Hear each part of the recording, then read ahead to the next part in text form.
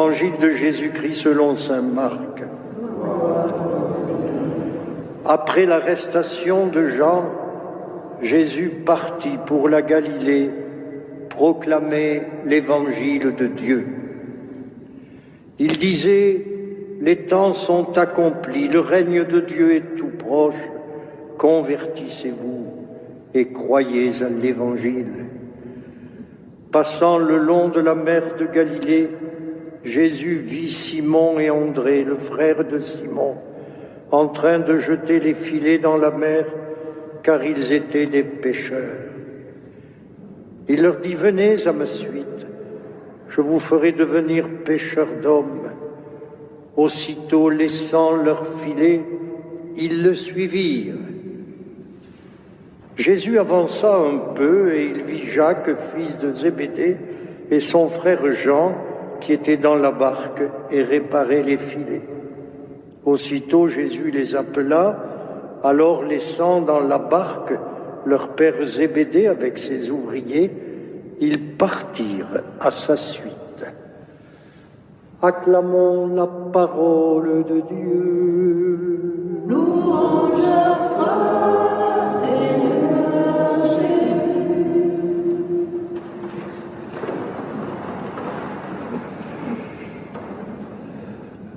L'évangile de Marc, que nous lirons pendant de nombreuses semaines, non seulement est le premier à avoir été mis par écrit, mais à la différence des deux autres synoptiques, Matthieu et Luc, il s'ouvre sur le récit de la vie publique de Jésus.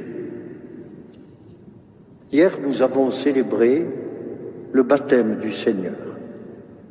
Aujourd'hui, nous assistons au début de sa prédication. Marc note qu'après l'arrestation de Jean-Baptiste, Jésus se rend en Galilée. Et sa parole prophétique, qui annonçait des temps nouveaux, a été réduite au silence. À partir de ce moment-là, Jésus décide de parcourir les routes de sa terre natale, pour annoncer à tous ceux qu'il rencontre la bonne nouvelle.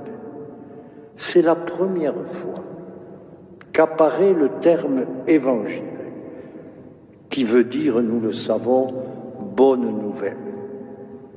Ce n'est pas un mot abstrait, prononcé pour se fondre ensuite dans la brume de l'oubli des hommes. Non, l'évangile. Eh bien, l'évangile, cette bonne nouvelle, c'est Jésus lui-même.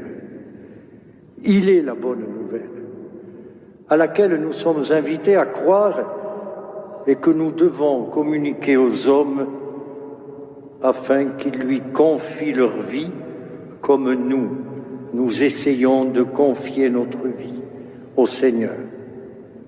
Par ses paroles et ses gestes, nous le savons, Jésus nous montre que le règne de l'amour est venu parmi les hommes. Avec lui, le règne de l'amour est venu parmi les hommes.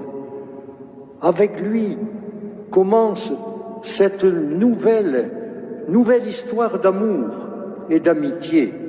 C'est la bonne nouvelle annoncée à tous les hommes.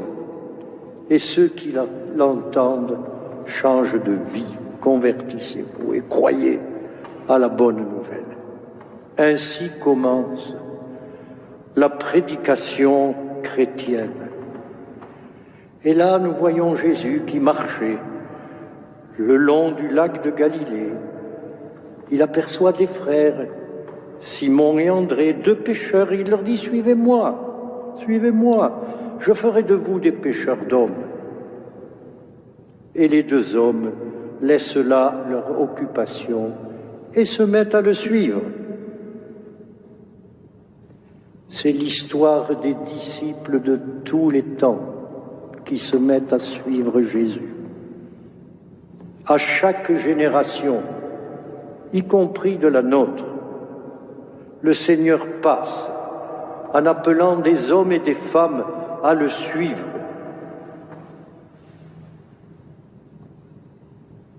Alors Jésus poursuit son chemin. Il continue sa route au bord du lac de Galilée. Et là, il rencontre deux autres frères, Jacques et Jean. Il les appelle. Et eux aussi abandonnent leur filet pour le suivre.